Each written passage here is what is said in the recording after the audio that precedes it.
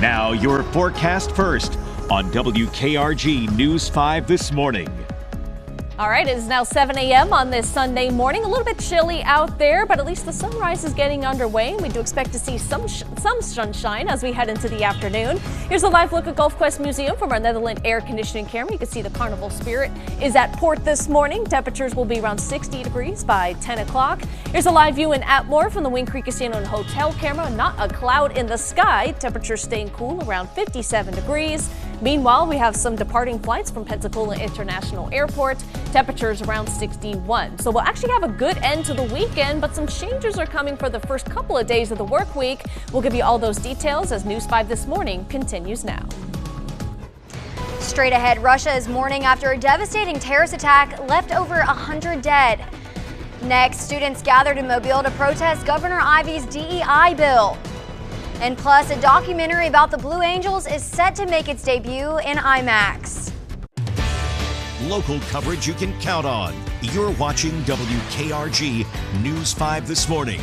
Welcome into News 5 This Morning on this Sunday. I'm Lexi Birmingham. And I'm Whitney Leibold. We'll check in with you for the 7-day forecast in just a few minutes. First to our big story this morning, a Northwest Florida man accused of sexually assaulting a teenage girl is behind bars. According to the Escambia County Sheriff's Office, 24-year-old Keon Isaac English was arrested on March 19th after allegedly forcing a teenage girl to have sexual intercourse with him. Deputies were called on March 4th for a sexual battery complaint. The girl allegedly told deputies that she had been in a sexual relationship with English since July 2021 and continued into February 2024. She told deputies she was 14 years old when the relationship began. Deputies in their arrest report said the girl told them English had sent her photos and videos of the two having intercourse on Instagram. English is charged with sexual assault and lewd behavior. The Foley Police Department is investigating a stabbing that occurred on Friday night. Mikhail Roque Castillo has been arrested and charged with first-degree assault that left one critical injured. The stabbing happened in the 300 block of East Myrtle Avenue. According to Foley Police Department, Castillo and the victim knew each other. The victim's name has been released and remains in critical condition as of Saturday night. A Texas man has been killed after being hit by a vehicle in Destin around midnight on Friday. Okaloosa County Sheriff's Office say 50-year-old man whose name has not been released yet was attempting to cross Harbor Boulevard near Moe's Original Barbecue when he was hit by a pickup truck. The pedestrian was not using a regulated crosswalk and may have been intoxicated. The Okaloosa County Sheriff's Office is conducting a traffic death investigation. This is a developing story. And protesters gathered on Saturday in Mardi Gras Park against Alabama's recently passed DEI bill. The bill will limit the use of public funds for diversity, equity, and inclusion programs and limit how divisive topics can be discussed on college campuses. Governor Kay Ivey signed the bill on Wednesday, and it is not supported by many college students. WKRG News 5's Haley Kennedy has more on this issue. The people united. With signs in hand, this group is speaking against the diversity, equity, and inclusion bill that Governor Kay Ivey signed into law Wednesday. Anger and rage filled with this sentiment of, just how could they? Senate Bill 129 bans DEI in the state of Alabama, specifically on college campuses who will no longer be given the funds to support DEI-based clubs or be allowed to endorse the programs in any way, such as giving them office space. Just felt really disappointed in our state government because I feel like they're not listening to what the higher education and high schools and colleges, what they want. Governor Kay Ivey says in a written statement, in part, I refuse to allow a few bad actors on college campuses or wherever else for the matter to go under the acronym of DEI using taxpayers' funds to push their liberal political movement counters to what the majority of Alabamians believe. We have already taken action to prevent this in our K-12 classrooms, and I am pleased to sign Senate Bill 129 to protect our college campuses. But high school senior Katie Graham says acknowledging each other's diversity is what brings the world together. Getting rid of diversity is like getting rid of understanding what fundamentally makes everybody unique. While USA student Elijah Split is concerned that history could repeat itself if the bill impacts what is taught directly in the classroom. They want to limit how the reality of African slavery is taught. They want to limit how the reality of Jim Crow segregation is taught. The bill also implements public bathrooms to be designated by a person's biological sex. They're not taking into account the existence of intersex people in general. You know, it's not just XX and XY chromosomes. It's not. Graham says the search for a college was already difficult, but now that journey just got a bit harder. Now I have to take into that factor for every Alabama college that I'm applying to. That was Haley Kennedy reporting, and Alabama joins Florida and Texas with this DEI ban law. The bill is expected to go into effect the next academic term. It goes into effect in October. Well, needy families and individuals can learn about nonprofit organizations and free services at an upcoming Pensacola event. The third annual Fred Levin Way Fest will be held from 11 a.m. to 3 p.m. on Sunday, April 14th in downtown Pensacola near Palafox and Government Street. According to a press release, the Fred Levin Way Fest is a free community event that celebrates generosity by giving to families and individuals in need. Attendees can explore free services offered by more than 60 nonprofits and receive numerous essential items. Attendees can also participate in family activities. Well, a documentary about the Blue Angels will soon be available to view in IMAX theaters and on Amazon Prime Video. Created by Amazon MGM Studios, the movie gives the audience a front row and up close and personal perspective to the day-to-day life of the elite fighter squadron, showcasing the real faces behind the helmets in the cockpit. The documentary was inspired by actor Glenn Powell while flying the Blue Angels in preparation to star in Top Gun: Maverick. The actor announced on his Facebook page on Wednesday. Powell is a producer alongside director, writer, and producer J.J. Abrams. The movie will be in IMAX theaters on May 17th and on Prime Video May 23rd.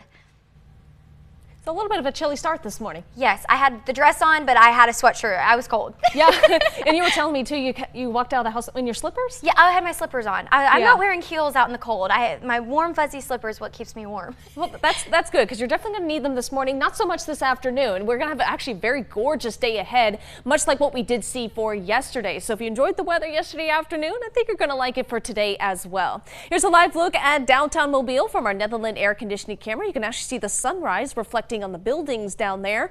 Temperatures right now, like I mentioned, a little bit chilly, around 47 degrees for Mobile with extremely dry dew points in the upper 30s. We'll continue this steady warming trend over the next couple of hours, however. We'll be around 67 degrees by lunchtime. High temperatures for today in the lower 70s, and that's pretty normal for this time of the year. And we'll also start to see that steady increase in a cloud cover. Now, over the next couple of days, our temperatures are actually going to be pretty seasonable. We're talking highs in the lower to middle 70s with lows ranging anywhere from the 40s to the 60s. At least 133 people are dead after a terrorist attack in Russia by members of the Islamic State. As CBS Christian Benavidez reports, just this month, U.S. intelligence warned of a potential attack in Russia. Memorials across Russia Saturday as crews worked to remove debris from Crocus City Hall. The concert venue in the outskirts of Moscow had been set on fire by gunmen who perpetrated that country's deadliest terrorist attack in decades. They were just walking and gunning down everyone, this survivor said. The images are just horrible and just hard to watch, and our thoughts obviously are going to be with the victims of this terrible, terrible shooting attack. The Islamic State claimed responsibility. Russian officials say they've detained 11 people, including 4 suspected gunmen detained in western Russia.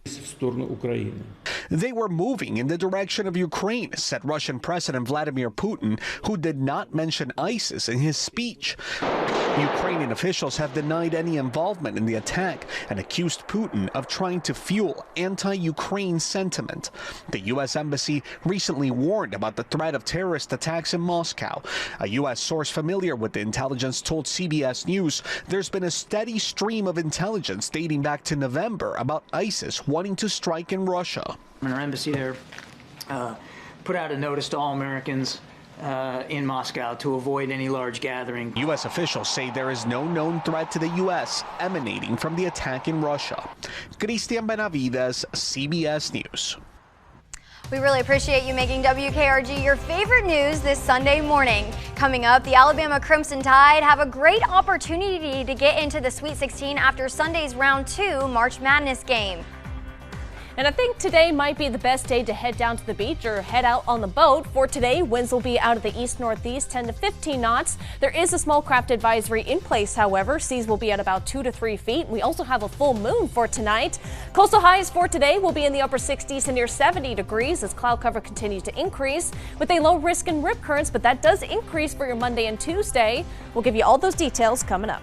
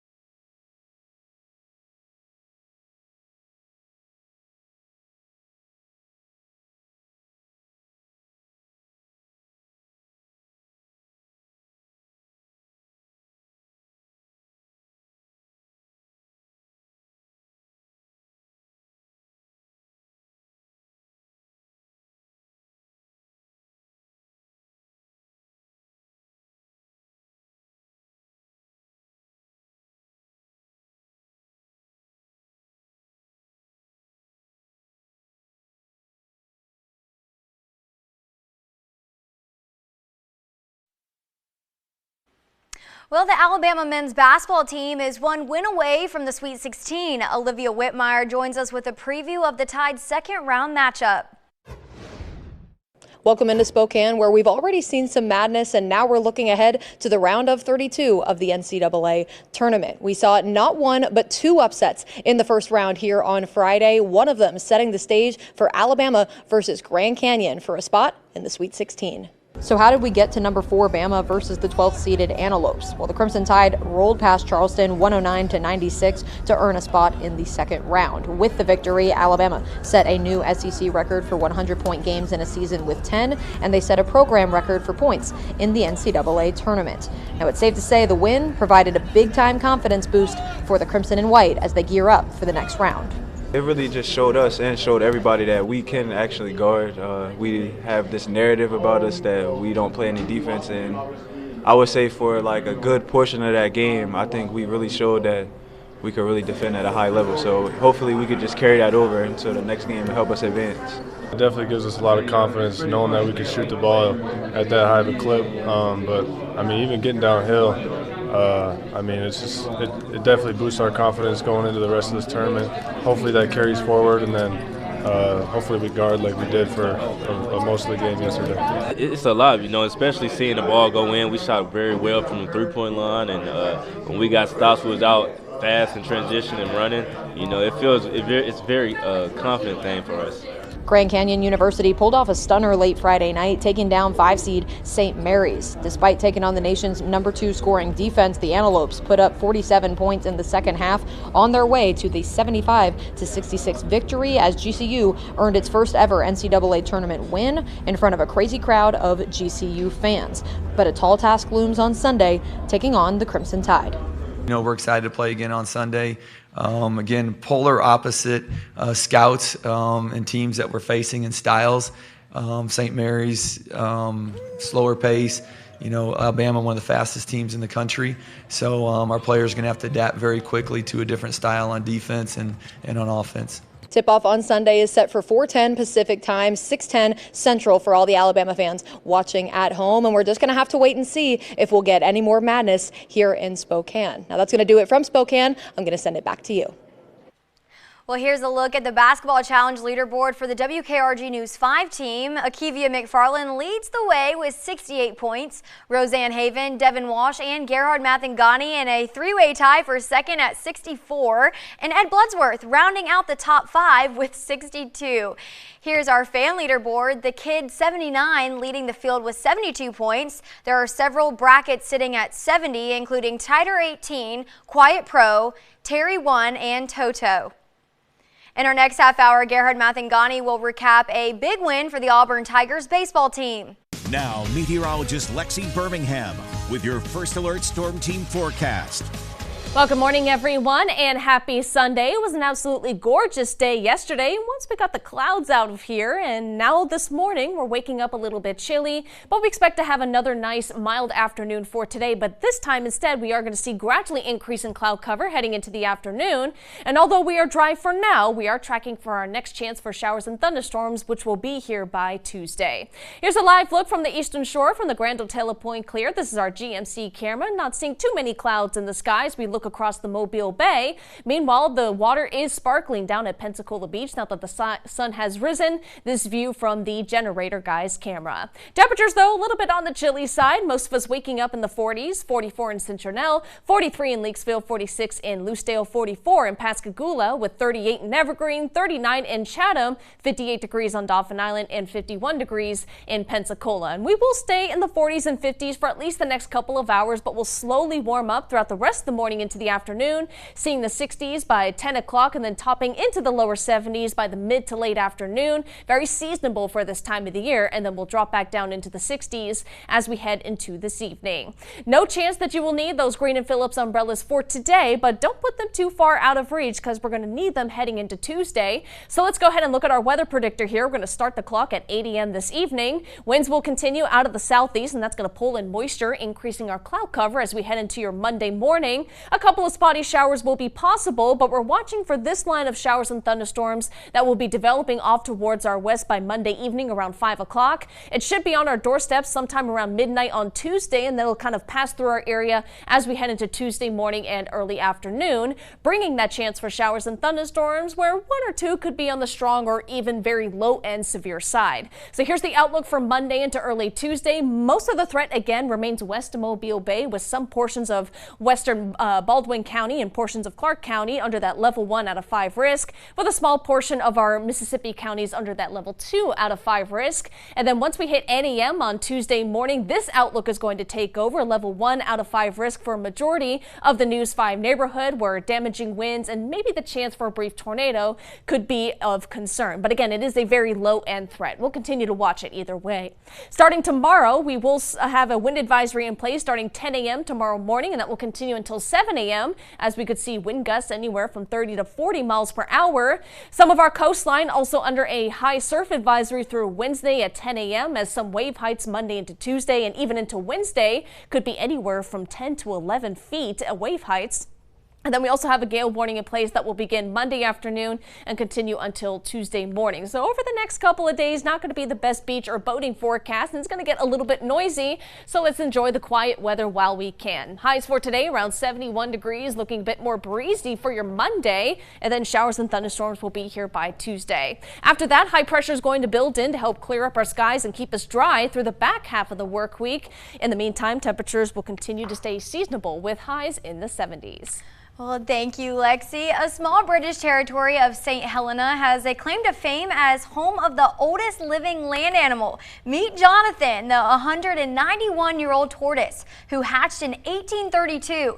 He has lived through 31 governors of his home in Seychelles, as well as 2 world wars. The U.S. only had 24 of its 50 states at the time. Andrew Jackson, who was the 7th U.S. president, was in office. And the city of Chicago was founded just a few months after this guy was born. You know who he might share a birthday with? Joe Cain, the founder of Mardi Gras, who was born on October 10th. Now, in comparison, the oldest non-animal or plant is a shark at 272 years old. That's just so crazy to me. I mean, 192 years old, and he still looks like he's 21. I know, and I saw him walking, and I'm like, he's on the move. He's booking it. Yes, he is. I wonder what his secret is to staying young. Probably staying active, eating healthy. Yes, he's got some nice lettuce right there. I know. He's eating his greens. Also, I just love the fact that he has a human name, Jonathan. Jonathan, I know. I think it's now on my bucket list. I want to meet Jonathan. I do want to meet Jonathan, yeah. Well, coming up in this week's Baytime, it's Palm Sunday. Chad Petrie talked with Ricky Watt with Haven Woods Baptist Church about the biblical story that leads up to Easter.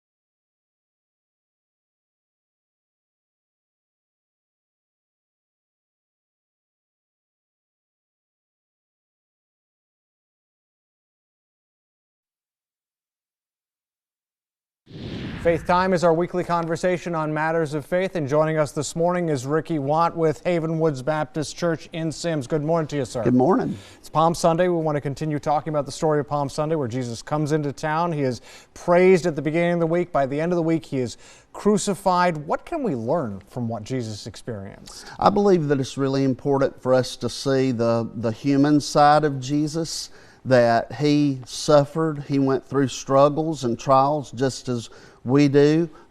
During the time of the great temptation, it says that he was at all points tempted as we were, yet he sinned not.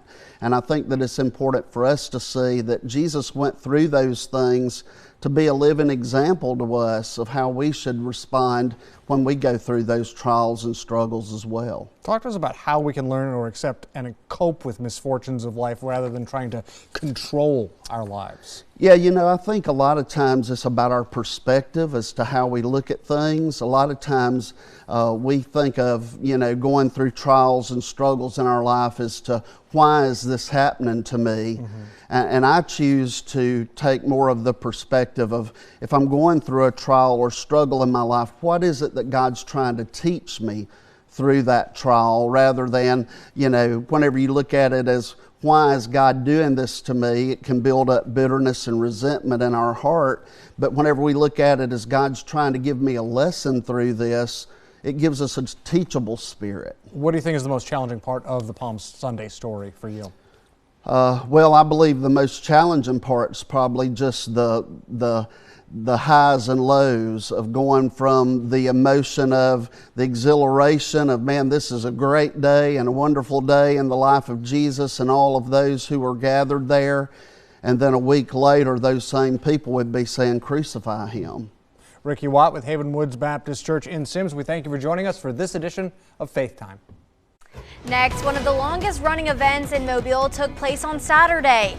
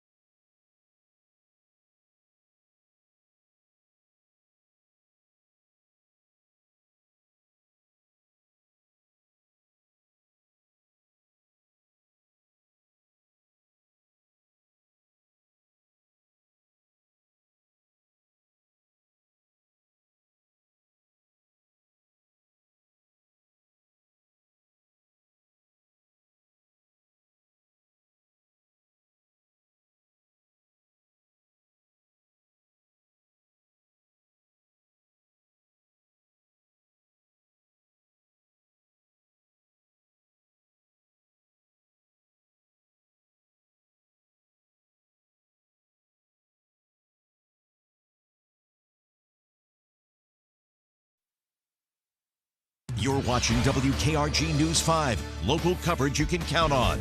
With Chad Petrie and meteorologist Lexi Birmingham. This is WKRG News 5 this morning. I'm Whitney Leibold in for Chad Petrie. Thanks for choosing News 5 this morning as your favorite news to start your Sunday. Thousands of happy feet scurried through downtown Mobile Saturday morning for the 46th annual Azalea Trail Run. The event is hosted by the Port City Pacers. People ran in a 10K, 5K, and fun run. More than 2,400 signed up before the start of the run. Mobile's largest road race, and it's the Port City Pacer mission has always been to promote health and fitness, and this is just a chance for the city of Mobile to come together and run and be fit and have a happy life. People from all around the region come to Mobile for the Azalea Trail Run every year. This year, the rain held off for the start of the 10K, but a light rain greeted runners at the start of the 5K. It was also a nice day to take your pet outside for Pet Fest at Medal of Honor Park. There were vendors, food trucks, and of course, pets. There were also live performances and appearance from Cammie and Mojo from Cumulus Radio, the host of this year's event. The city of Mobile hosted an adult field day on Saturday. It's a throwback to grade school, but for adults. They had field day classics like tug-of-war, three-legged race, obstacle courses, and more. Teams entered and competed for the highest score. This event was put on by the Mobile Parks and Rec Department as an effort to promote personal health and fitness. The Explorium hosted their annual egg hunt on Saturday. There were thousands of Easter eggs for kids to find inside and outside of the museum. After the eggs were all found, there were several exciting STEM demonstrations, including the classic egg in a bottle and liquid nitrogen egg smash.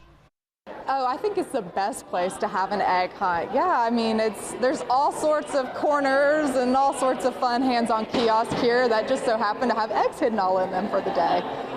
In addition to the treats inside those eggs, the American Federation of Teachers donated books to every egg hunter there.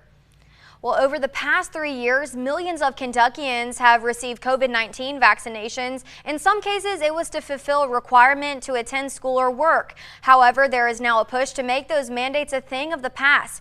Jessica Umbro has more. It is just unnecessary right now, and the data is starting to show very clearly there's no reason to require this vaccine. Senator Tichenor says mandates led to some having to make a hard decision that she says was unjust. And they had to make a decision of their health versus their job, or their school and their future career, or their health. And nobody should be forced to make that decision, especially now that we have the information that we do. Senator Tichenor says that the COVID-19 vaccination has done more harm than good, citing studies that say that the COVID-19 vaccine is a factor in the sudden deaths of young Americans, but she is not being met with unanimous support. The Centers for Disease Control and Prevention says research has shown people receiving COVID vaccines are at no greater risk of death from non-COVID causes compared to unvaccinated people. I worry when we have these really broad pieces of legislation that aren't really rooted in what the public health community is telling us or what the medical community is telling us. Members of the medical community share their concerns with the bill. It's not to say some people may not have a side effect, but we know out of the millions of people that have had the vaccine that it is a safe vaccine. Senate Bill 295 did change slightly, initially including mod RNA and mRNA vaccines. But Senator Tichenor says a more targeted bill may be easier to push through Frankfurt. We don't currently have any other vaccines that are using mRNA technology, so writing legislation for future prohibitions on a product is a little bit more challenging to get across the lines. In Frankfurt, Jessica Umbro, WKYT. Now, it was really nice yesterday. It really was. It's cold this morning, though. Yeah, so we had some rain on Friday, so it was good to see the sunshine yesterday, and that actually helped us warm up quite nicely. And luckily, it's going to be looking very similar for today, so a great way to wrap up the weekend. And it's Palm Sunday, too, so that's absolutely a plus as well. Now, looking what we did see yesterday, here's the almanac for Mobile. We woke up to 53 degrees and then settled at 75 for the afternoon, which again is about a couple of degrees off from where we normally should be for this time of the year. And the same could be be said for Pensacola, 53 degrees in the morning, topping out at 74 degrees in the afternoon, about 9 degrees away from that record of 83 set back 4 years ago. Now, as far as rain chances are concerned, we're expected to stay dry for today, but we'll see a couple showers for your Monday. Our next big chance, though, will come on Tuesday as that cold front passes through. After that, we will be dry for the rest of the work week. Now, as we approach Easter during this season of Lent, we go into the archives as Drexel has an important message about Palm Sunday and how it connects to us as people and how it can direct us in our lives. Hey y'all, today is Palm Sunday, a holy day set aside that Christians will celebrate all across the globe. I have had the opportunity to walk the Palm Sunday walk in Jerusalem several times, and it is always very emotional and very spiritual. Back here at home, children will be parading through sanctuaries, waving palm branches in remembrance of Jesus' triumphal entry into Jerusalem. That is the Palm Sunday story that we read about in the Gospels. But you guys know me, I tend to look at things a little differently. And as I was considering Palm Sunday and thinking about what I should say to you this morning, I began to look at something different. I began to look at these. My own palms. In Isaiah 49, we are told that God says, "See, I have engraved you on the palms of my hands." And that led me to consider what the palms of a loving person do. The open palm says, "Come to me," like parents to children. Open palms receive what is offered.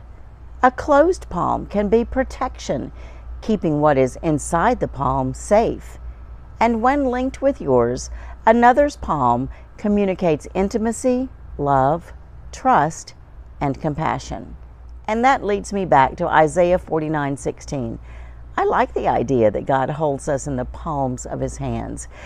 Not just our names, but all of us, the good, the bad, and the ugly. In Psalm 31, we are told that our times are in God's hands. The good times, the bad times, the prosperous times, the lean times, the healthy times, the sick times, the easy times, the struggling times. Today, as we celebrate Palm Sunday in the traditional way, perhaps we can take just a few minutes and take a look at our palms and think about in whose palms we rest, not just today, but every day. Happy Palm Sunday. And that's your Minute with Drexel.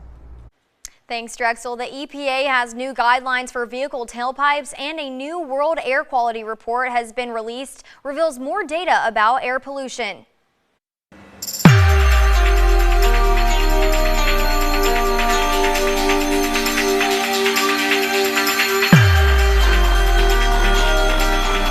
We're keeping an eye on the climate. Here's what you need to know. The EPA has announced new vehicle tailpipe emission standards that it says will cut over 7 billion tons of carbon emissions. The rules will apply to new passenger cars and light-duty trucks beginning in model year 2027 through 2032. The Biden administration maintains the new standards are not an electric vehicle mandate, saying instead the rule encourages car makers to produce a range of vehicles that meet the standards, including fully electric cars, hybrids, and even those using gas engines. For a sense of magnitude, transportation currently generates 28% of the country's total greenhouse gas emissions. A new report from the UN finds that less than a quarter of the world's electronic waste is being properly recycled, costing the globe $62 billion worth of valuable natural resources. In 2022, the world created 62 million tons of e-waste, which is any discarded product that has a plug or a battery. The natural elements in those products can pose a threat to health and the environment if they're not properly recycled. But by recycling them, those elements can be used for future technology. Right now, recycling meets just 1% of demand. And the World Air Quality Report has been released, and only 7 countries met the World Health Organization's air quality standards. Bangladesh ranks highest in terms of air pollution.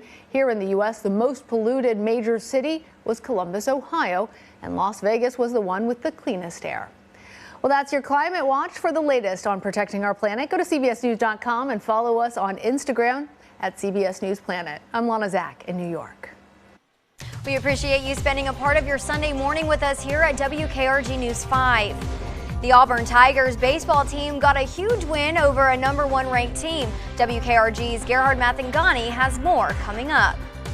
And overall, it's been a beautiful start to our morning. So here's a look at some of our cameras across the News 5 neighborhood. We have downtown Mobile, downtown Pensacola, the Grand Hotel of Point Clear, and Atmore. Not seeing too many clouds in the sky, but we do expect to see a little bit more of that as we head further on into the afternoon. Here's the next 5 on 5, and temperatures will stay on the cool side a bit longer, but we'll see 60 degrees by 10 a.m., upper 60s by lunchtime with highs in the lower 70s. We'll take a look at what we can expect for the rest of the day and as we head into the new work week coming up.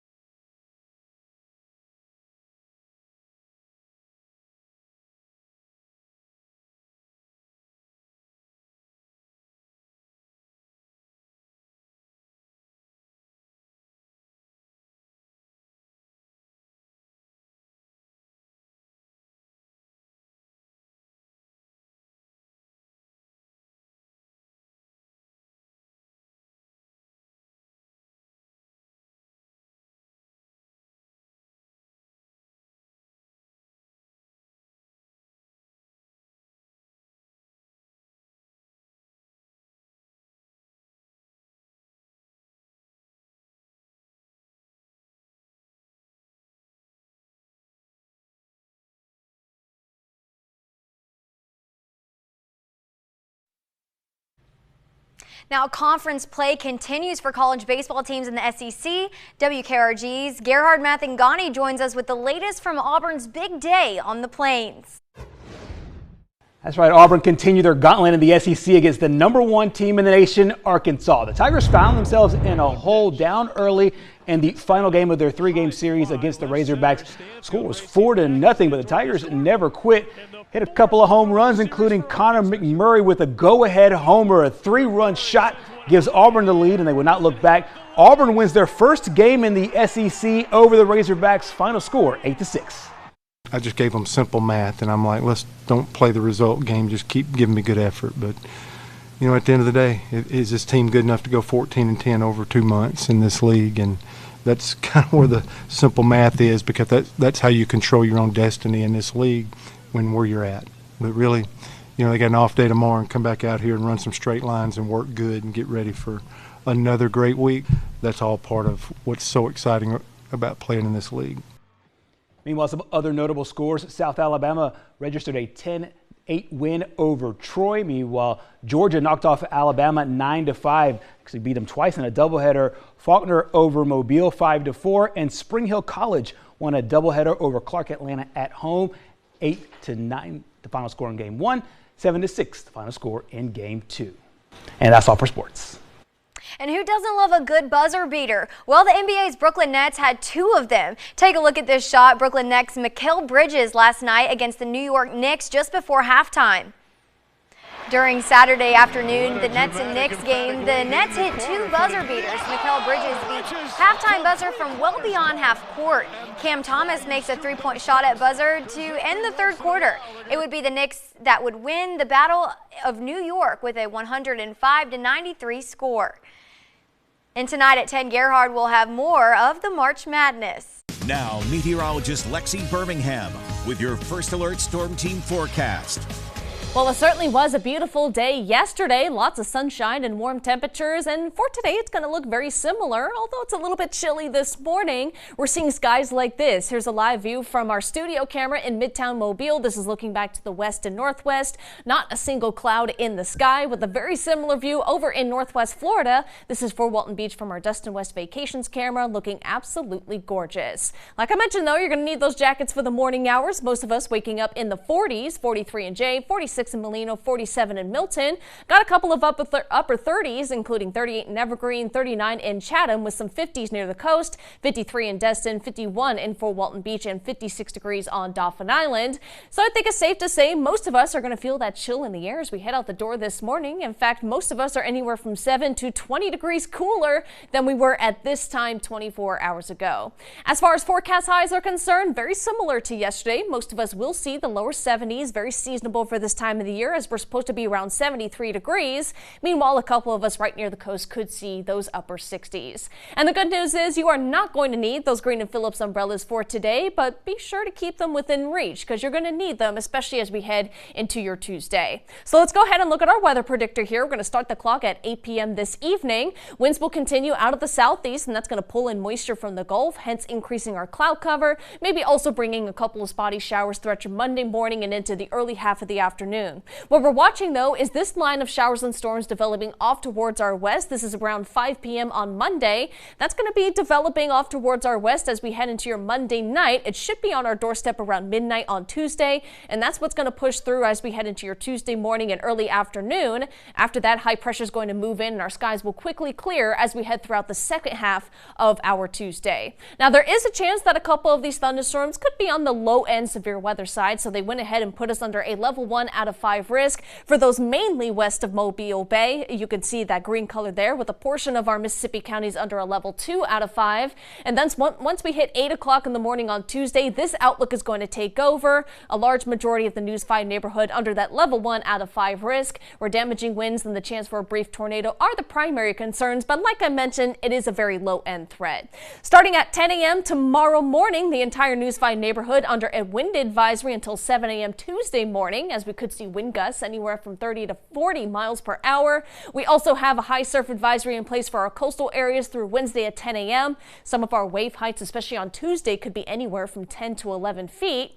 And then on top of that, we also have a gale warning in place for those boaters and our local waterways. That will continue until 7 a.m. Tuesday morning. So not the best beach and boating forecast over the next couple of days, but at least it's going to be quiet for our Palm Sunday. We're looking at highs around 71 degrees, and then winds will pick up late tonight and into tomorrow with showers and thunderstorms for your Tuesday. After that, we will dry out for the rest of the work week as temperatures will be quite seasonable and enjoyable in the lower to middle 70s. Now check this out. The Paris Eiffel Tower went dark for 7 minutes on Saturday, joining landmarks around the world in marking Earth Hour. During Earth Hour, individuals and businesses are encouraged to turn off non-essential lights for 1 hour from 8:30 p.m. to 9:30 p.m. local time on the last Saturday of March. It's to raise awareness about the climate crisis and rapid biodiversity loss. Now, I don't know. I feel, if I traveled there, I don't know how I'd feel about not being able to see the Eiffel Tower all lit up. Or better yet, you're kind of walking by the tower, it's all lit, and then all of a sudden it just goes dark. It goes dark. You're like, what's happening? Exactly what's going on, especially if you didn't know what was going on. I think some spots here in the U.S. do it. I think New York does. I think Vegas does, and you know how Vegas is, especially the Strip. You can see Nothing the lights but from lights. everywhere. Absolutely. Oh my gosh, yes. So I can only imagine like areas like that going dark for an hour. I don't know That's if I would crazy. like that. I think that'd freak me out. I think it would too, for me too. But more big stories coming up in our newscast this morning. Coming up today will be your last chance to see some of your favorite Disney characters on ice.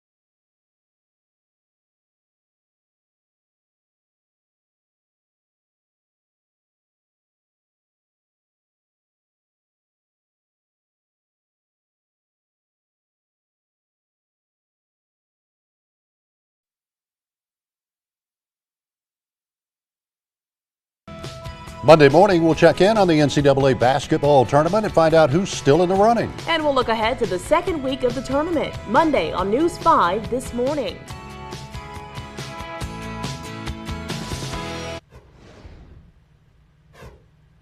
Well, before we send you off to CBS Sunday Morning, let's count down 5 things you need to know this morning. Number 5, lava continues to spew from a volcano in southwest Iceland. The area has had multiple eruptions in the past 3 months. Work at a nearby quarry had to be stopped as lava poured into it. There's no word on how long the eruption could last, as they can go on for days or weeks. And number 4, snow blanketed the northeast U.S. this weekend. The National Weather Service reports snow accumulations of 10 to 20 inches in the area. The same storm brought flooding to some parts of the mid-Atlantic. Here you can see a puppy Leo frolicking in the snow. And number 3, the Orange Beach Invasion is happening in Orange Beach. 1,800 cars and trucks from all over the country are assembled at the wharf to show off their best rides. You can see all kinds of vehicles from lifted trucks to squatted trucks. They have it all. The show runs until 3 o'clock Sunday afternoon. And number 2, Disney on Ice is in Pensacola on Sunday. It's your last day to catch the event. The show is called Find Your Hero. You can catch the magic on Sunday at 2 p.m. at the Pensacola Bay Center. Tickets are still on sale. And number 1, Baldwin County Public Schools named their Teachers of the Year. Scott Larson teaches building construction at North Baldwin Center for Technology in Bay Minette. Before becoming a teacher, he was a contractor who now uses his skills to teach others about the trade. Shannon Stanton is a second grade teacher at Rockwell Elementary School in Spanish Fort. She has been educating children since 1993. That's our countdown of 5 things you need to know this morning. And of course, you need to know it's going to be a gorgeous day today. A little bit chilly out there now, but we'll warm into the 70s by this afternoon. For tomorrow, though, it's going to be breezy, but showers and thunderstorms back on Tuesday. Luckily, we will be dry for the rest of the week with highs in the 70s. We appreciate you watching WKRG News 5 this morning, Sunday, and for making us your favorite source for news every weekend. Sky 5 drone footage is brought to you by Eastern Shore Hyundai.